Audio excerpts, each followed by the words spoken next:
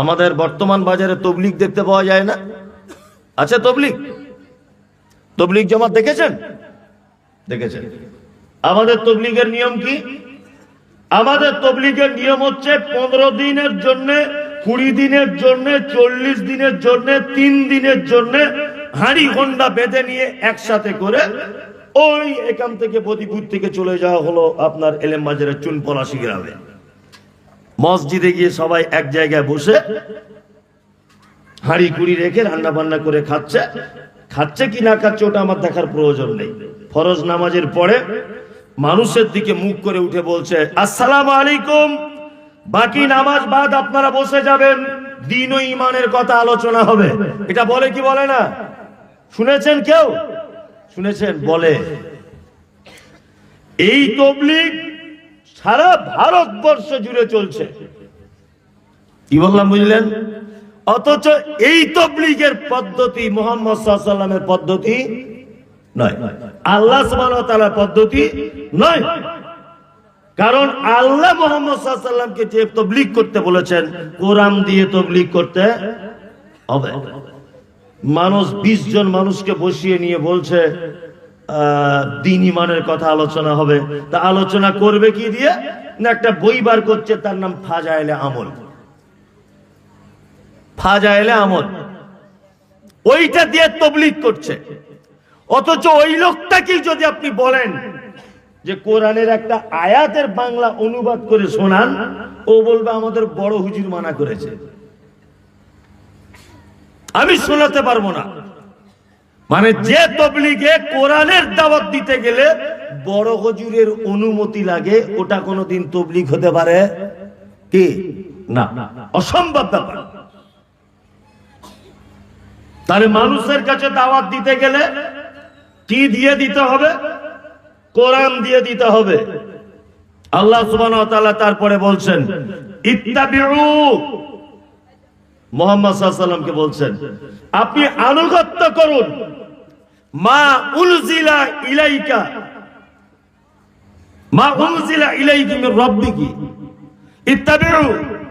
আল্লাহ তাআলা বলছেন তোমার আনুগত্য করো রবের পক্ষ থেকে যেটা অবতীর্ণ করা হয়েছে। রবের পক্ষ থেকে কি অবতীর্ণ করা হয়েছে? কি? আল কোরআন। ওয়ালা তাত্তাবিউ, আনুগত্য করো না মিন দুনিহি আউলিয়া,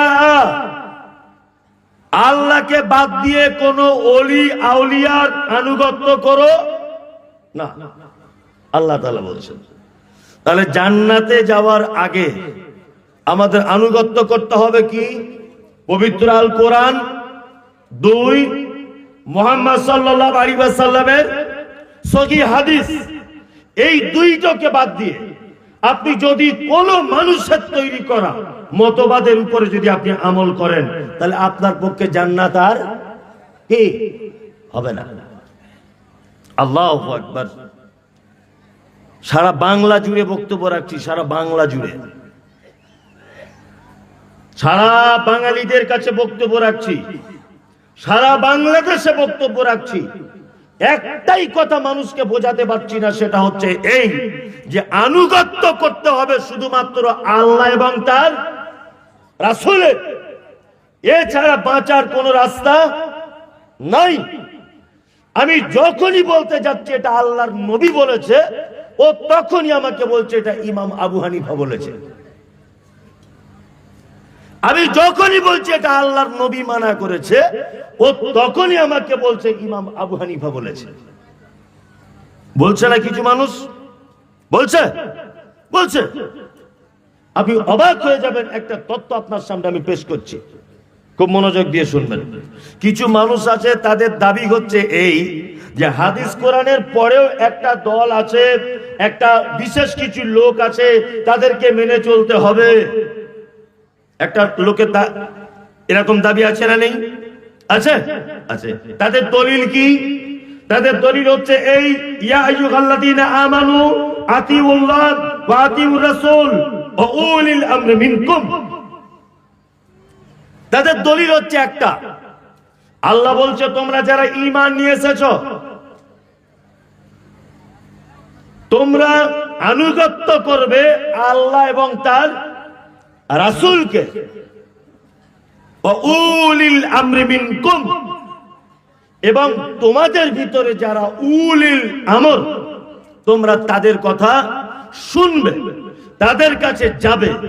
যদি তাদের কাছে গিয়ে সমস্যা না মেটে, তাহলে তোমরা আল্লাহ এবং তার রাসূলের দিকে প্রত্যাবর্তন করবে, এতেই তোমাদের জন্য কল্যাণ। তাহলে আমরা ইসলামিক প্রতিটা বিষয় দেখবো কোন দুটো জিনিসের দিকে? হাদিস এবং কোরআন।